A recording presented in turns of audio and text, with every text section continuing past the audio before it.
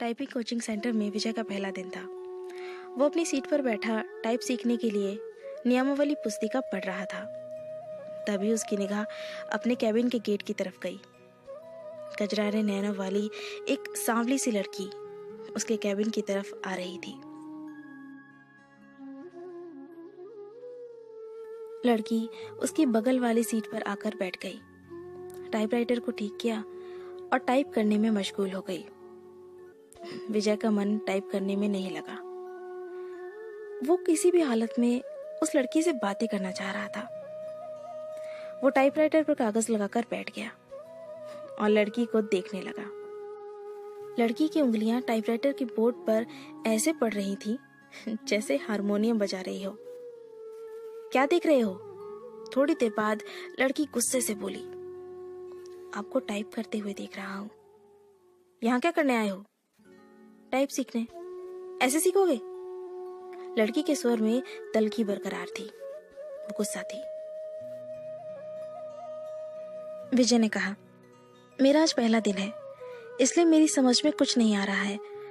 आप टाइप कर रही थी तो मैं देखने लगा कि आपकी उंगलियां कैसे पड़ती हैं कीबोर्ड पर।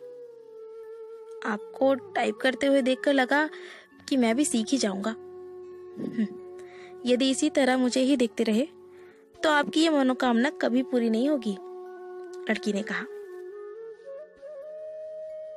लड़की ये कहकर फिर टाइप करने में जुट गई। विजय भी कीबोर्ड देखकर टाइप करने लगा। टाइप करने में उसका मन नहीं लग रहा था। वो बेचैनी सी महसूस कर रहा था। 10 मिनट बाद ही उसने टाइपराइटर का रिबन फंसा दिया।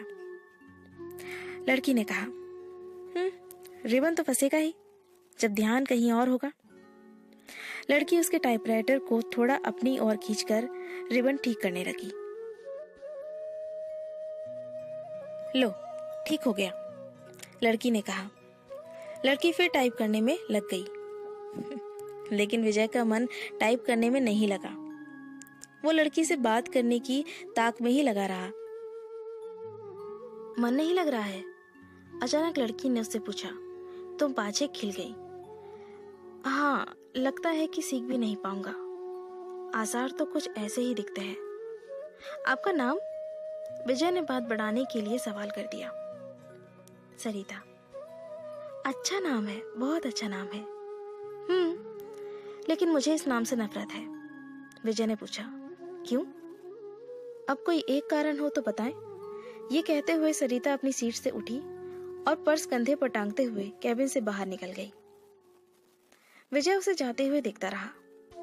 उसके जाने के बाद उसने टाइपराइटर पर नजर डाली। टाइपराइटर उसे उदास लगा। उसे शायद सरिता से प्यार होने लगा था। इसी दिन से विजय हवा में उड़ने लगा। रातों को छत पर घूमने लगा, तारे गिनता और उनसे बातें करता। चांदनी रात में बैठकर कविताएं लिखता। गर्मी की धूप उसे गुनगुनी लगने लगी। दुनिया गुलाबी हो गई तो जिंदगी गुलाब का फूल। आंखों से नींद गायब हो गई थी। वो ख्यालों ही ख्यालों में पैदल ही कई कई किलोमीटर घूम आता था।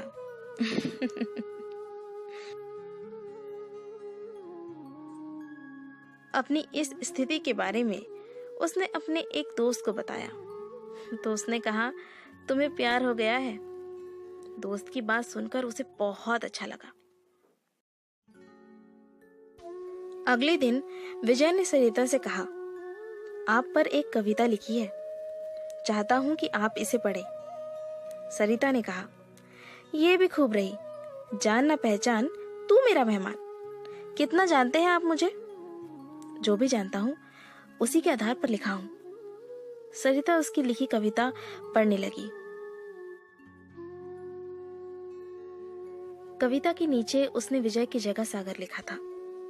सरिता ने उसे देखा और कागज विजय की तरफ बढ़ा दिया। विजय ने कहा, मैं चाहता हूं कि आप इसे टाइप कर दें। इसे छपने के लिए भेजना है। सरिता कुछ नहीं बोली। कागज को सामने रखकर टाइप करने लगी। विजय उसे देखता रहा। इस बात का आभास सरिता को भी था कि विजय उसे ही देख रहा है।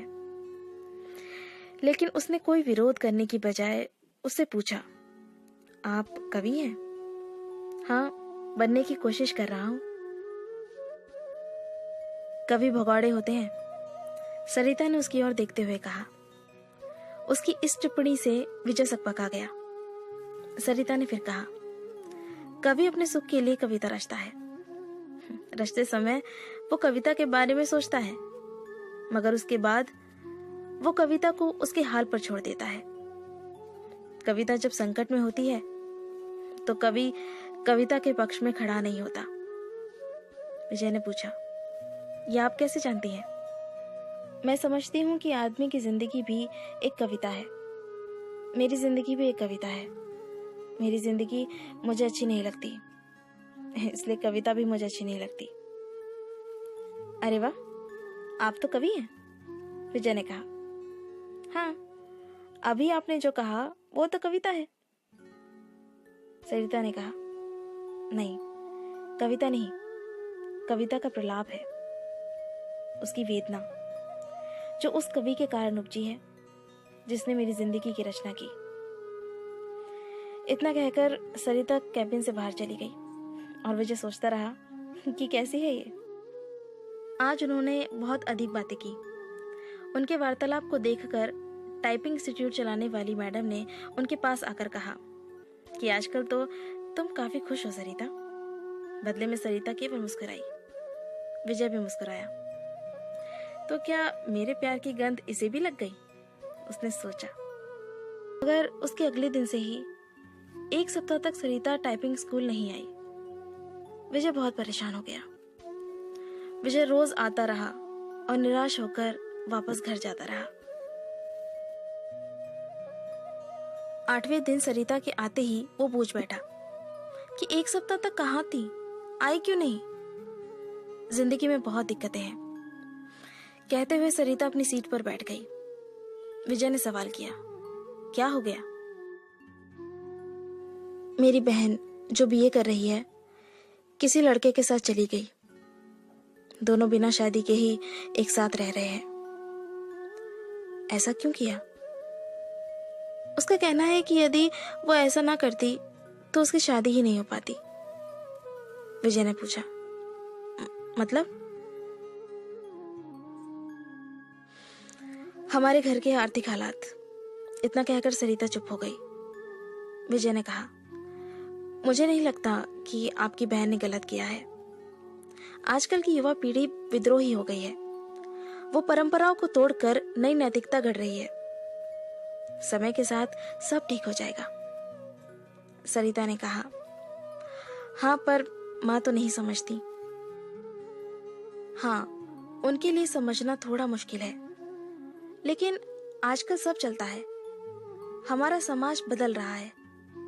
बिना शादी के साथ रहना पश्चिमी परंपरा है, लेकिन अब ऐसा हमारे यहाँ भी होने लगा है।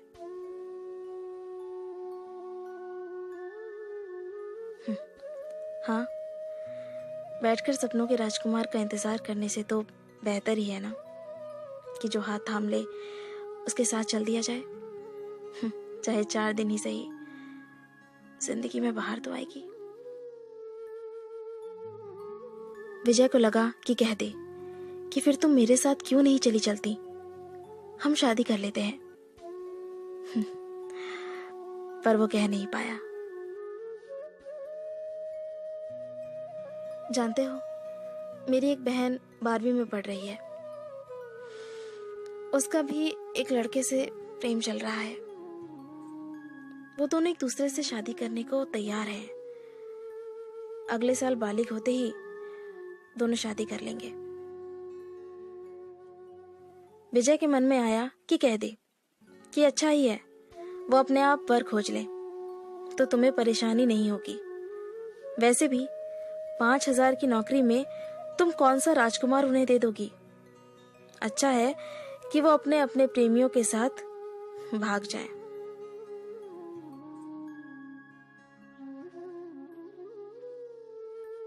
बातों बातों में एक दिन सरिता ने उसे बताया था कि उसके पिता की मौत हो चुकी है और वो 3 बहन है। उसका कोई भाई नहीं है। बहनों में वही सबसे बड़ी है। वो एक ऑफिस में काम करती है और उसे 5,000 रुपये मासिक वेतन मिलता है। दूसरी जगह काम पाने के लिए टाइपिंग सीख रही है। मैं भी सोचती हूँ कि एक बहन ने जो किया ठीक ही है, दूसरी जो करेगी वो भी अच्छा ही है। जीवन यदि संघर्ष है तो करो। प्रेमी से पति बना व्यक्ति भी धोखा दे सकता है, जीवन नरक बन सकता है। और माता पिता का खोजा राजकुमार भी यही करता है। लेकिन मां नहीं मानती, सोचती बहुत है और तबीयत खराब कर लेती हैं। पुराने जमाने की है ना। मगर हद तो ये हो गई कि वो मुझसे कहने लगी हैं कि तू भी किसी के साथ भाग जा। मैं उन्हें इस हाल में छोड़कर किसके साथ। सरिता रो पड़ी। विजय की समझ में नहीं आया कि वो क्या कहे और क्या करे। स्थिति को सरिता समझ गई तो खुद पर काबू किया और फिर से टाइप करने लगी। 10 मिनट बाद सरिता उठी और बिना बोले ही चली गई। विजय की इच्छा हुई कि वो उसके पीछे पीछे चला जाए, लेकिन वो बैठा रहा और उसे जाते हुए देखता रहा।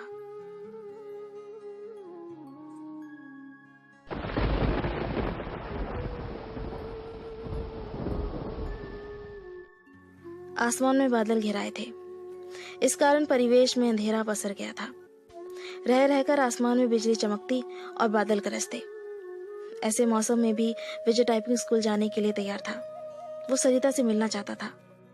जब वो घर से निकला तो बूंदाबांदी शुरू हो चुकी थी। फिर भी वो तेज कदमों से टाइपिंग स्कूल की तरफ बढ़ने लगा। कुछ ही दूर गया कि बारिश तेज हो गई। सड़क पर चल रहे लोग भागकर किसी छांव में खड़े हो गए, पर वो अपनी मस्ती में भीगता हुआ चलता रहा।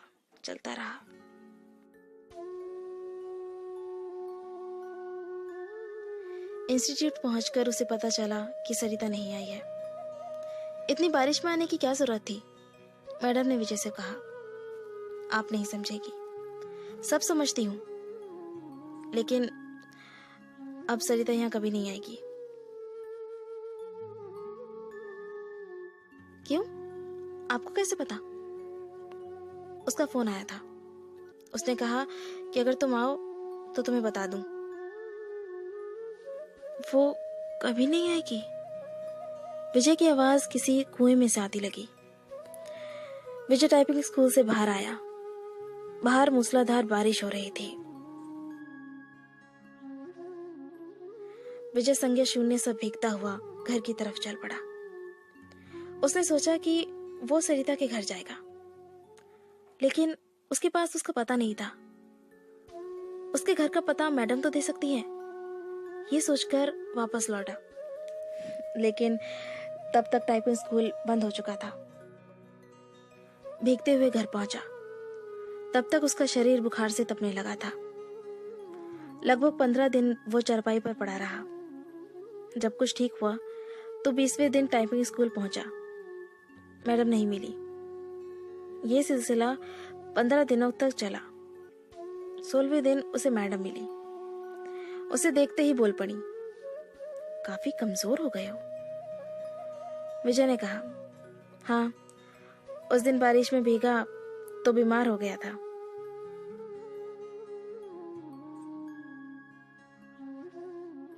विजय ने मैडम से सरिता के घर का पता मांगा तो उसने एक कागज पर लिखा और विजय के हाथ में थमा दिया।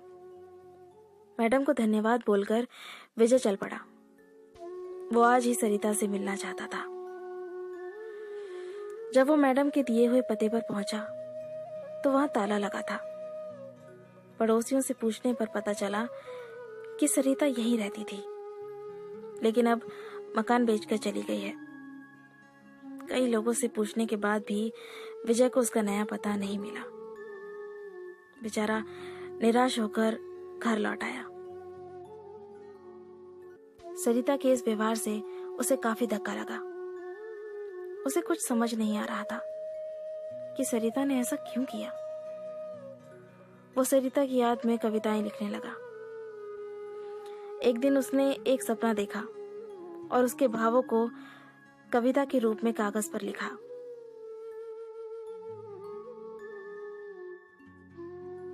विजय की इस कविता को पत्रिका में छपे 1 माह से अधिक हो गया है, लेकिन उसके पास इस बार भी अब तक सरिता का कोई पत्र या फोन नहीं आया है। उसे उम्मीद है कि एक न एक दिन सरिता उसे संपर्क जरूर करेगी। जब से वो कविता प्रकाशित हुई है, तब से वो फोन की प्रत्येक घंटी पर चौंक जाता है। यही नहीं, हर रोज पोस्टमैन का बेसब्री से इंतजार करता है। और जब उसके आने का समय खत्म हो जाता है, तो वो उदासी के समुद्र में डूब जाता है।